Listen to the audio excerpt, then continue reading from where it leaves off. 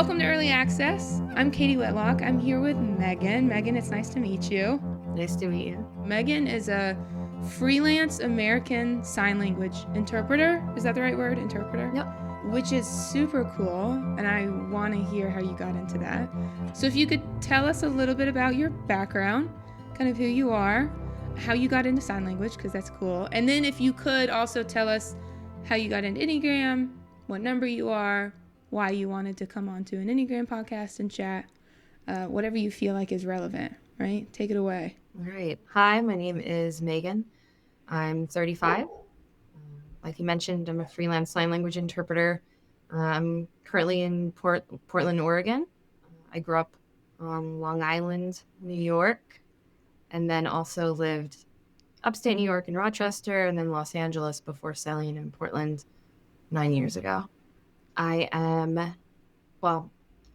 learned sign language in high school. I took it for 3 years and my brain naturally liked it. My brain likes Cool. 3D languages. Yeah.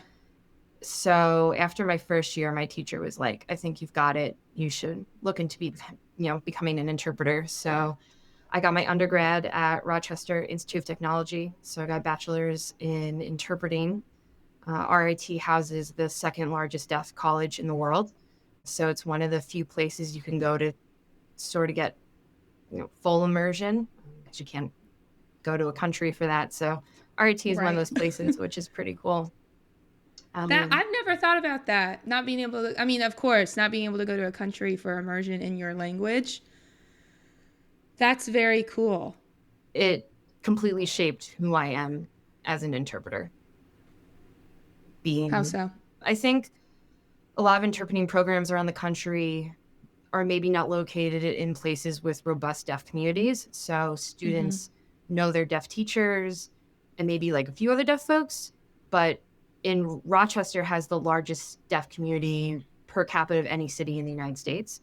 So to be fully immersed, like freshman year, my dorm floor was half deaf, half hearing. And just like everyone knows sign languages, you go out to eat, waiters and waitresses know sign language.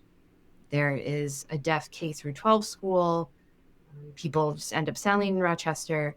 So deaf people became my friends, my community. That's who I'm partying with. And that absolutely influenced the kind of interpreter I became, because these are people I care about. So now I'm fighting for you. Like it's not a 9 to 5.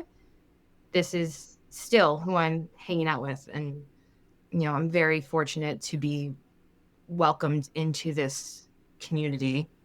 And definitely going to Rochester absolutely just changed. That's awesome. Everything around that. Yeah. So my dad grew up in Rochester. My grandparents still live there. Cool. So when you're a kid, you don't know what's going on, right? Like you have no context for anything. So we would go visit grandma and grandpa, and they are not deaf, but like looking back, there was things in the community. Like I knew there was like a deaf school nearby, right? But I was like 6, so I didn't know what that meant, or not know what that meant, but like know the significance of that, right?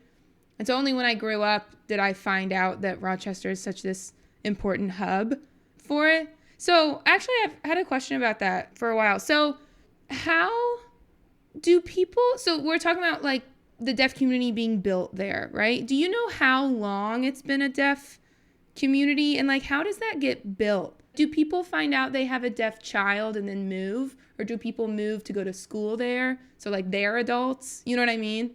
So most hearing parents, the first deaf person they ever meet is their deaf child. That's pretty standard.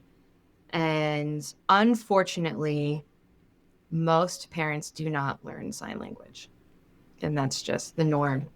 So, right, a deaf baby is born and the doctors are like, oh, we're going to give them hearing aids. We're going to give them cochlear implants, and they're going to be just like you. They'll go speech therapy and they'll just like you, and it'll be fine. And that's not the case all the time. People can be successful with hearing aids and cochlear implants and speech therapy, but it doesn't work for everyone. And when your amplification isn't in, you're still deaf. And when you are at a big table with everyone talking, you can't track that. It's so incredibly difficult when you're Right. in a loud bar. So the deaf community in Rochester is, I think, formed from people going to RIT. So it's Mm-hmm. RIT is the college, and colleges have like colleges underneath them, like College of Engineering, College of Liberal Arts. Right, right, So there's right. NTID, the National Technical Institute for the Deaf, and that was founded in the 60s. And people started going there, and suddenly they met all these other deaf people who had similar experiences as them, who were like maybe the only deaf kid they Yeah. also knew growing up, Yeah. like, and you get that experience of inclusion and accessibility, and you're like, why would I go home where no one Yeah, bothered to right. learn my language? Yeah. Why would Yeah. I spend holidays when I can't understand what's going on? And people say, oh, I'll tell you later. Oh, it's nothing, don't worry about it. Like, so people stay and they meet other deaf people and they have deaf babies, and there's a K through 12 deaf school, and employers are deaf friendly, so they're hiring deaf people, and the That's community just awesome. like explodes from there. Yeah, I'm sure. I mean, it's if it's like the only one, you know. I It's mean, we're built yeah, for community. yeah. So Gallaudet is the other deaf college that's in DC, and that is a Okay. full deaf college. Like, that's the whole college is deaf. RIT, I don't know the last numbers, but something like 1,500 students out of 13,000 are deaf. So NTID is just Okay. one college at RIT, and RIT is a technical college. So if you're going for like engineering, software, IT, anything like that, that's where Yeah. you go. Is there any So the one in DC you have to be deaf or experience hearing loss to go? You can be hearing in their interpreting program. I don't know if there's the interpreting program you can be hearing, and the master's interpreting program, maybe the deaf education program too, if you want to become a teacher for the deaf. Mm-hmm. But I do think it's like the rest of the majors are limited. You have to, Right. yeah. Is there any if this is not an appropriate question, let me know and we'll cut it.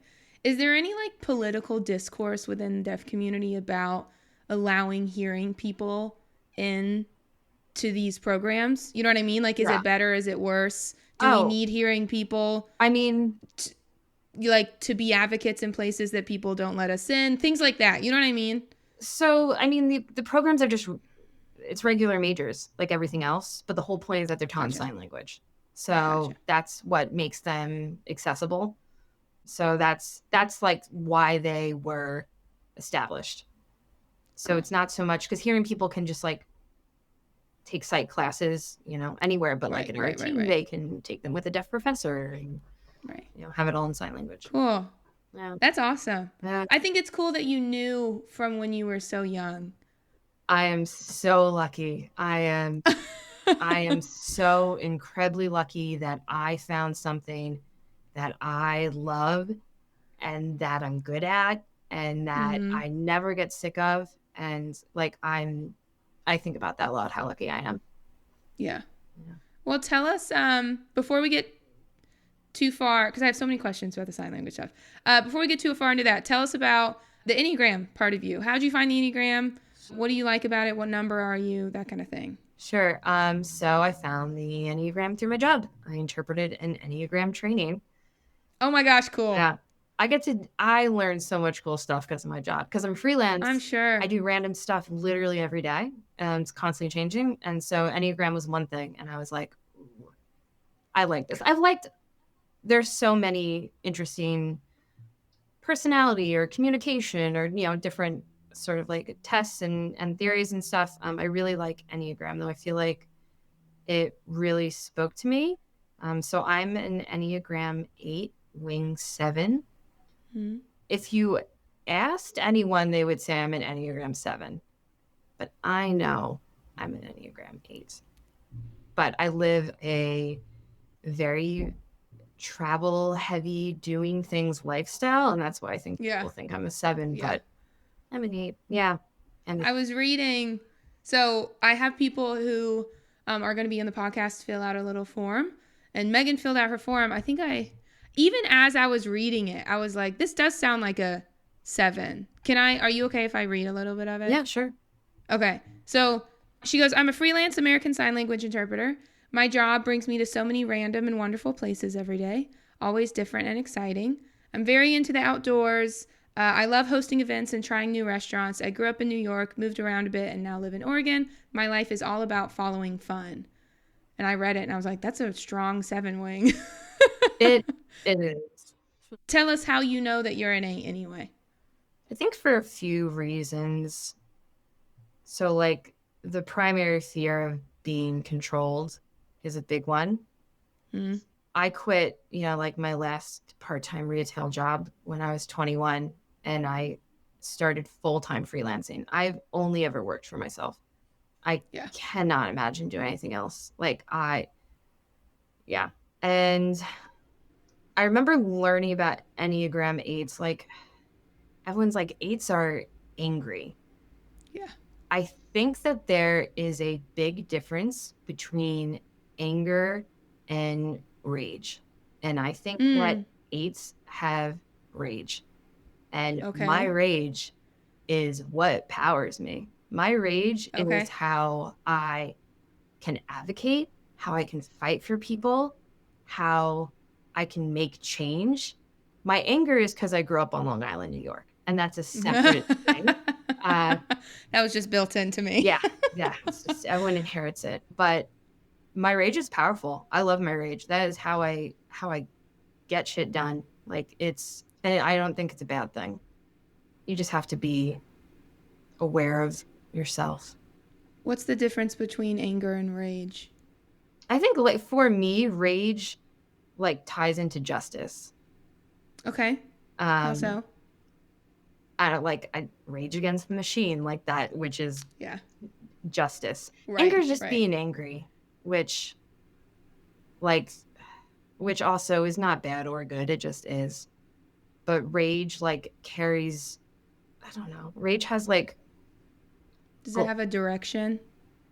Yeah, it's we're moving forward. We're something is ethically or morally wrong, and the rage is against that, and it's productive. Does rage have a target, whereas anger does not? I think anger can have a target too, but I think anger is often internal, where rage feels external. For me, it's a productive feeling. Anger isn't necessarily productive.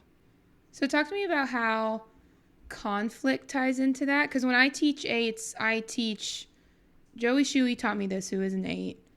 She says every number has a non-negotiable, which is when we talk about different numbers, there's a lot of different character traits, and not every character trait that people say about your number you're going to relate to necessarily, right? But there is, for every number, there is one character trait that is so core that if you don't have it, you really probably are not that number. And she says for 8s is that conflict energizes you, which is not the same as going to look for, she's smiling, Meaghan's smiling, for anyone who's listening, which is not the same thing. I try to emphasize, because people hear that and they immediately misunderstand it, right? It is not the same thing as loving conflict. It's not the same thing as being on the lookout for conflict. It's not the same thing as inciting conflict. It's just that when you are in conflict, 8s are the only number where that directly translates into energy. Every other number is exhausted by it. Yeah. So connect that idea to this. I hear a little bit of that in this rage that you're talking about, right? Do you feel like that's connected? Yes. I don't mind conflict.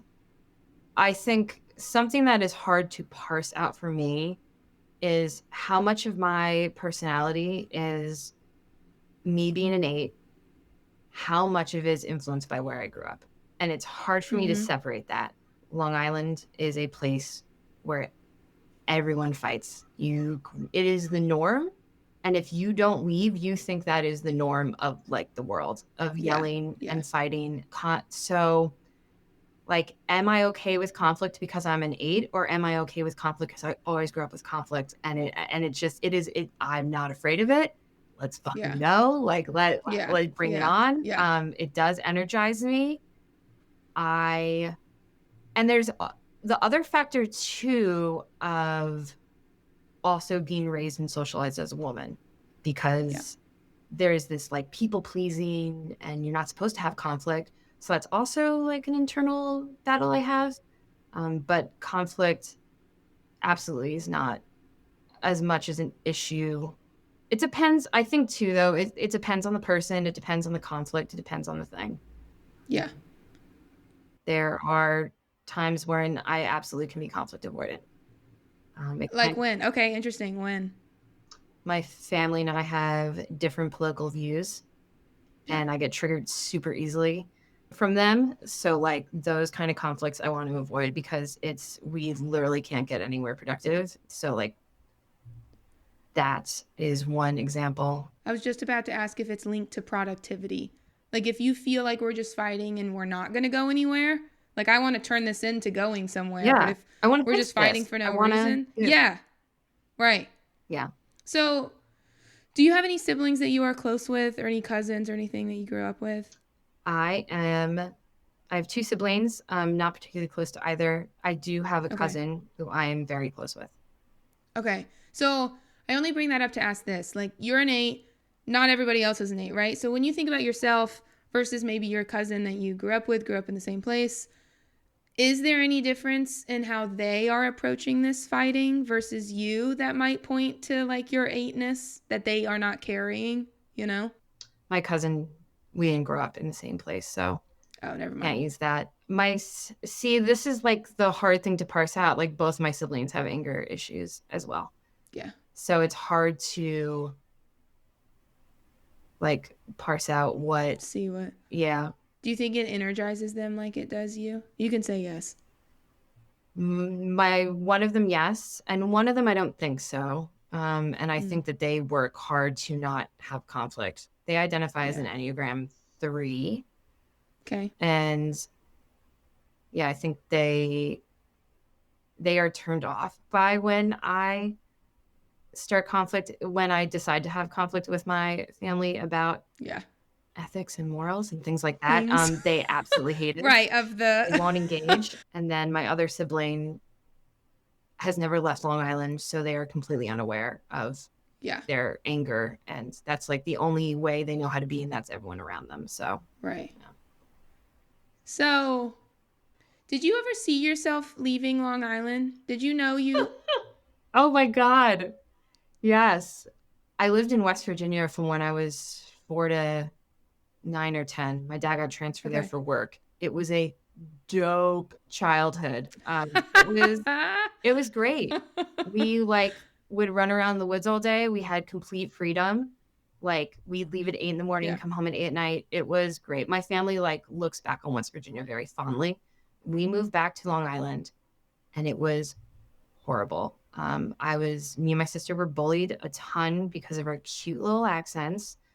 And people, it is like Mean Girls. That is Long Island. Yeah. It is a terrible place. And I knew I wanted to leave instantly. And everyone knew I would be leaving instantly. I did not feel like I felt in there. I belonged there. I didn't fit in.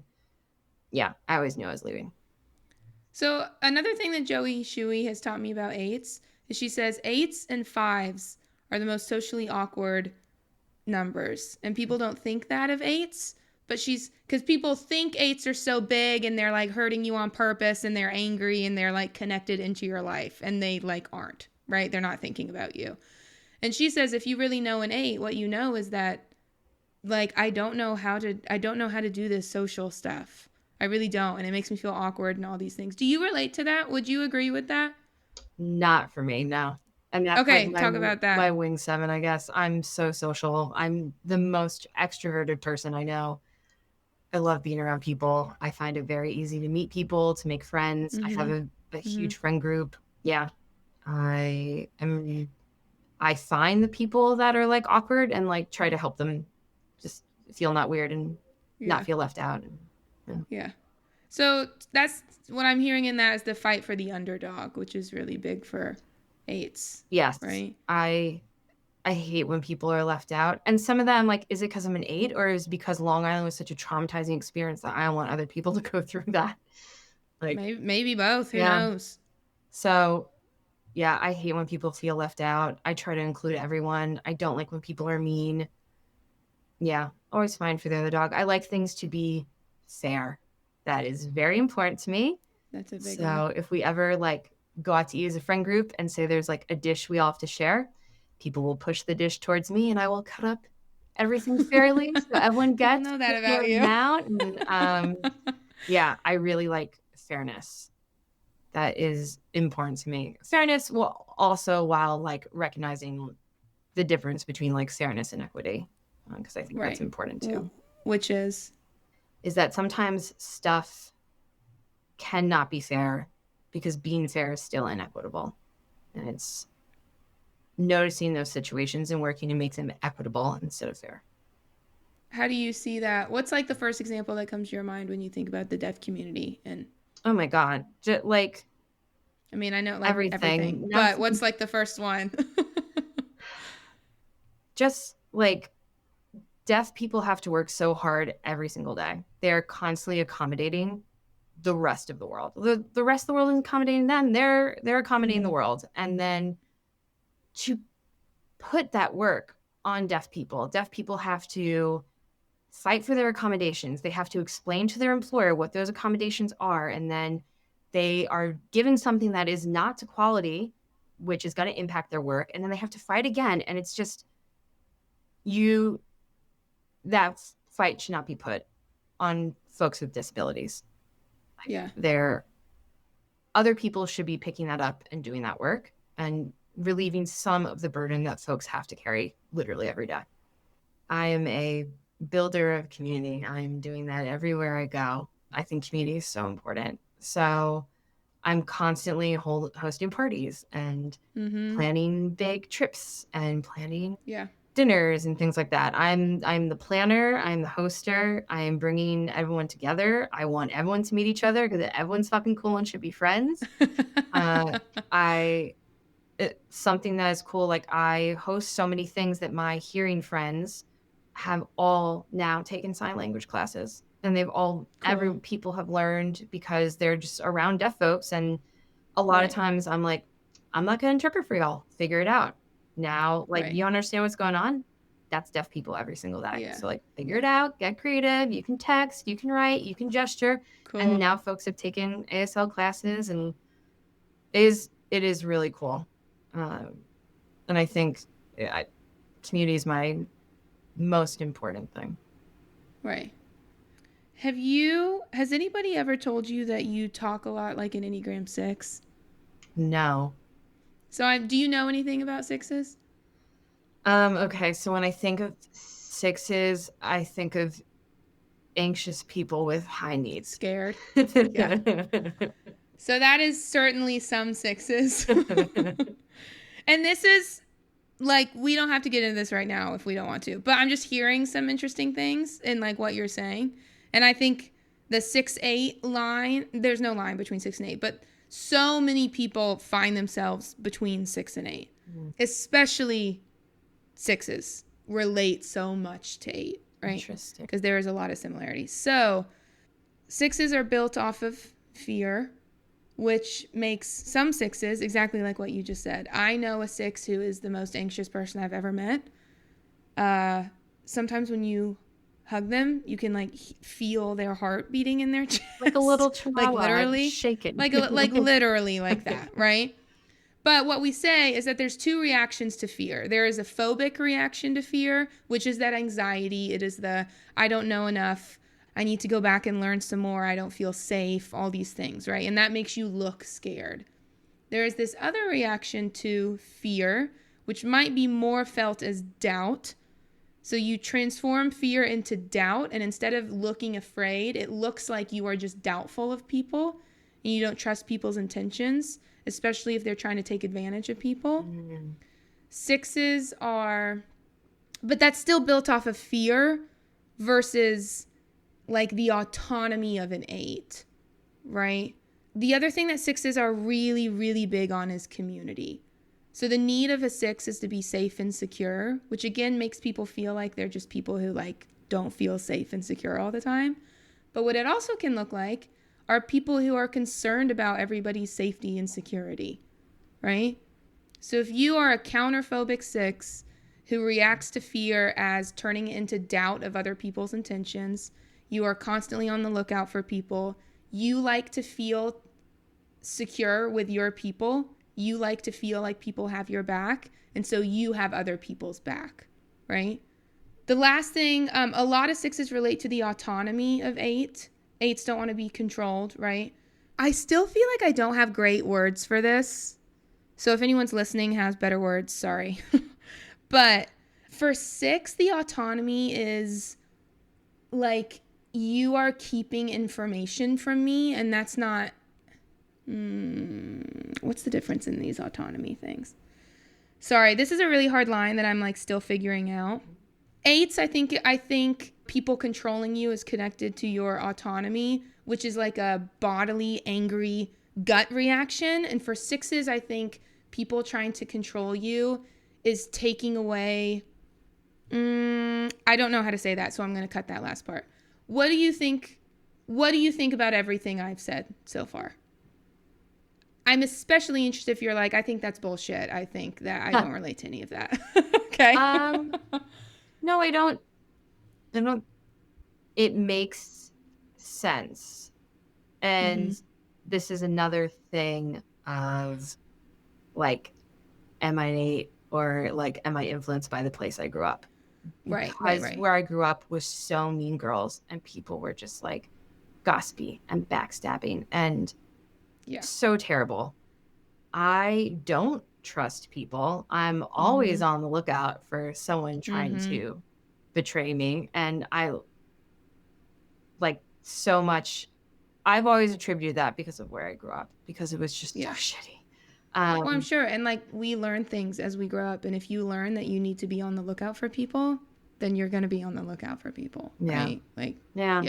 But I think I like continue to have experiences that friends love me and support me and show up. And I'm still like, oh my God, amazing. I can't believe it. Like not everything. I can come to people and express how I'm feeling and it doesn't have to be a conflict. And like, I think I'm always anticipating conflict. And so that whilst conflict energizes me, it also does give me anxiety. And trying to relearn that not everything has to be conflict. And then like healthy conversations, healthy dialogue wasn't modeled to me. So having my friends model that for me and learning that later in life has been like very important for me. What is the anxiety centered around when you do get a little bit anxious around conflict? Like, what are you anxious for? You know what I mean? What is your brain telling you is going to happen? That this relationship will cease to be because of this conflict. And why is that bad? I mean, of course that's bad, but specifically. Because this is, I mean, assuming this is someone I love and care about. Right. It would just suck. Yeah. So some 6s tell me that behind this fear of losing relationship is like 6s like to know that they are valued in the group because the group provides security, right? Which again might be a weird way to think if you've never thought about it like that. But sometimes conflict feels like I might get ousted from this group or this friend, and then I'm by myself again, right? I'm by myself just like I was in high school. I'm by myself again. And it feels better to be in a community of people, right? Here's the thing. I think most people would relate to that. Like most of us like to be around people versus being by ourselves. Yeah. Okay, I had another question about 6s versus 8s. Talk to me about what you're feeling right now that I'm bringing up this whole, have you ever thought about 6s? Well, now I'm like, am I a 6? Which... Is that making you, are you just like, meh? Or are you like, oh? I don't think I'm a 6. But talking. Now I'm curious to like go back and read stuff about 6s. Go hear 6s. Maybe I'm a 6. I feel like I know 6s and they're such clear 6s. I bet you know some sixes that are sixes and do not know that they're sixes. I think sixes I would bet a lot of money. Sixes are the most mistyped number in the sense that there are a lot of sixes walking around thinking that they are a different number. Because six is so. I think sixes are the most complex number on the entire Enneagram because there are so many ways to react to fear. And the core of a six is that they have lost the link within themselves to be able to trust themselves. And a lot of sixes don't relate to that. But what I would say to them, what I have seen, is that they are like outsourcing their trust of themselves to a trust in their like ability to react to the world, right? It's like if I can prepare enough or be big enough or be something enough, then I can trust that versus just trusting myself to like be okay if something happens to me. Right? Which I'll give you a metaphor for an 8 and tell me what you think. I think 8s feel like they are in the inside of an eggshell and they know that their strength is really so fragile. The rest of us look at 8s and see them as so strong, but I think 8s know that their strength is so fragile and they're so worried that someone's going to crack it, right? Which do either of those or do parts of those feel more like you? So the explanation for sixes just now and maybe not trusting themselves, that I don't relate to. Okay. I have a very inflated sense of self and confidence, and me too, girl. I'm good at everything I do, and anything I try, it's going to work out and we're going to make it work. Yeah. And like history has shown, it always works out and it always goes well. And I'm very confident in myself and I do trust myself. I think there are situations that I like, if I think about, I'm like, oh my God, I don't know how I'm going to react. And they scare me. Those are like, I have like weird natural disaster. I live in like an earthquake zone. So like, I'm like, oh God, the big one. That's understandable. I think about that. Yeah. I'm like, I think about that and I'm like, oh, right. Those situations, I'm like, oh, but in life, it's funny. Like my partner hates my inflated confidence because he's like, one day something won't go right. And and you'll get hurt or you'll get injured or whatever. But I'm like, it always goes right. So just chill. And if it doesn't, I'll figure it out. It'll be fine. Yeah. The other part about 8s being in an eggshell, I learned about Enneagram probably like, I don't know, 6-7 years ago. And one of the things with 8s is like vulnerability can be a superpower. And if you are able to like wield that, that is so important. And that really resonated with me. And I like have since worked to be vulnerable because I realized that I'm a person who can sort of like open that door for other people and make them feel comfortable by putting myself on like the stage first, and then other people are able to feel comfortable and do that. And so it's funny, like when you were emailed and said, oh, be on the podcast, and you sent the kind of questions over. I was in Europe with 6 of my friends, and I was like, hey guys, do you think I'm vulnerable? And we had a whole discussion just about what does vulnerability mean, because it means something different for everyone. Yes, that was my next question for you. Yeah, and like, what does that mean? And I had some interesting takes from people. Yeah. I think my friends overall were like, yes, you're a vulnerable person. You like talk about, you bring things up. I love musing about inner workings and why we are the way they are. So talking about this stuff doesn't feel hard. But my partner was like, well, sometimes you express to me how you're feeling about something or if you're upset about something. And then when you talk to that person, it's a toned down version. and they don't get Hmm. the like emotion behind it, and maybe the Mm-hmm. sadness or the, he's like, so I think you're vulnerable within like your range of feeling comfortable, but then you hit a point and you're not. I thought that was Yeah. interesting as well. That was so my there's a whole thing with threes not being vulnerable as well. And that's so I'm a three. I never related to that. I was like, I cry in front of people all the time. I'll tell people I'm sad immediately. Like, I have literally no problem talking about my feelings with people. But what I have learned is that when people talk about being vulnerable, what we need to stop hearing is that that person can talk about emotions, because that is not the same thing as truly being vulnerable. Mm. So what I can talk about emotions all day. I can talk about my own emotions all day.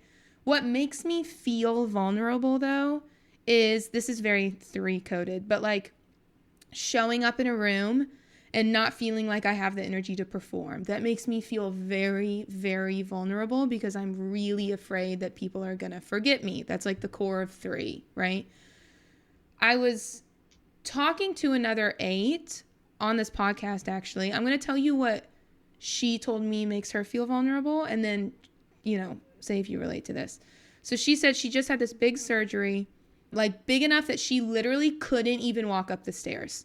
Like, she had to have her partner help her walk up the stairs. And that, she said, was the most vulnerable she's ever felt, because physically she had no choice but to depend on someone. And the difference she made was really important to me. She's like, I'll depend on people all day. Like, I depend on my friends. I do all these things, but I have a choice in it.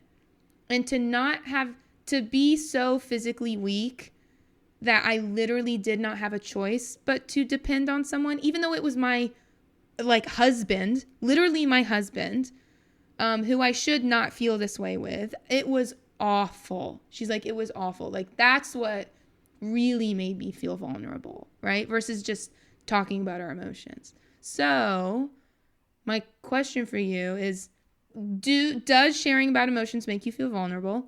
If not, what sorts of things make you actually feel vulnerable? I think sharing about emotions does make me feel vulnerable, because I think you can share about emotions, but then you can like dive into the dark, scary places that you'd rather keep secret, and like Great distinction. bringing light to them and talking and like taking a deep breath, Yeah. saying the thing you don't want to say, and just doing it. And I always think about that a lot, like in therapy. Sometimes I'm like, oh God, I know I need to say this and I don't want to. And it's like, Yeah. Yeah. okay, be brave and just Here we go. say the Yeah. thing. To speak to that other person, I totally get that. And for me, it's not even depending on people, it's a loss of control. Not Oh, having okay. I bet she'd agree with you. like Yeah. not having control makes me feel vulnerable.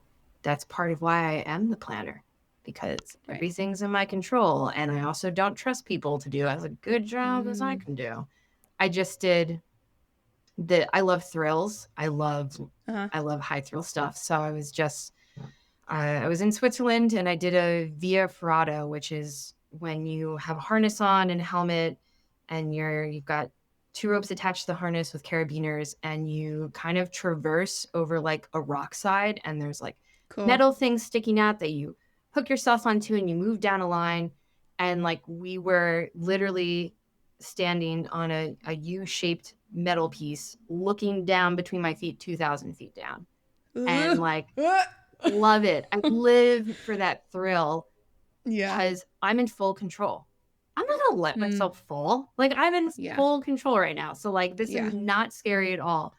The end of that experience was this like 100-foot suspension bridge that was like maybe like a foot and a half across, and you're hooked up to one side and you can only hold on to the right. On the left, like the cables are too high up to hold on to It's for just like like the air. first part and the end part.